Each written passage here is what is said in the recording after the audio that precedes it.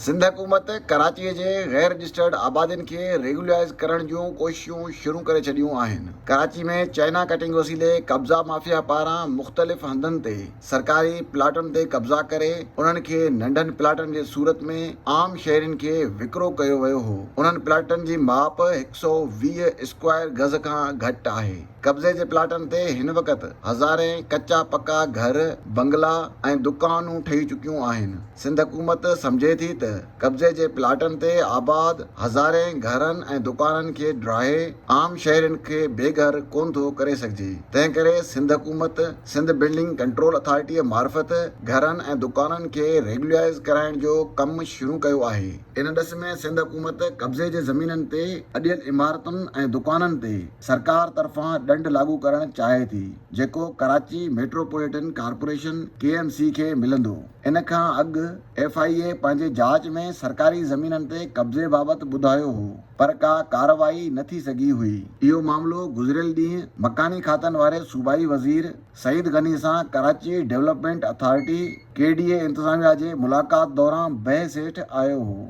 ज़रियनि मूजिबि मकानी खातनि वारे वज़ीर कब्ज़नि ते ख़दशा ज़ाहिर कया हुआ ऐं अमलदारनि खे हिदायत कई त पॉलिसी ठाही वञे।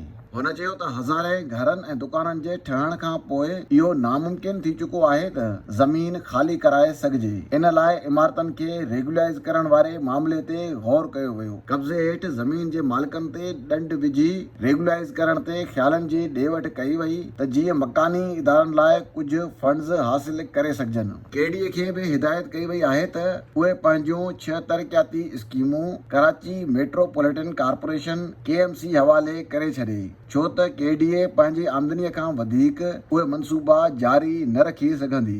KDA जी दरख़्वास्त हुई त 139 पार्कनि लाइ तरक़ियाती फंड्स ॾिना वञनि। इजलास में सईद गनी सिंध बिल्डिंग कंट्रोल अथॉरिटीअ खे चयो हो त गैर कानूनी अदावतनि जे ज़िम्मेवारनि जो पतो लॻाए कानून जी वज़ाहत कई वञे।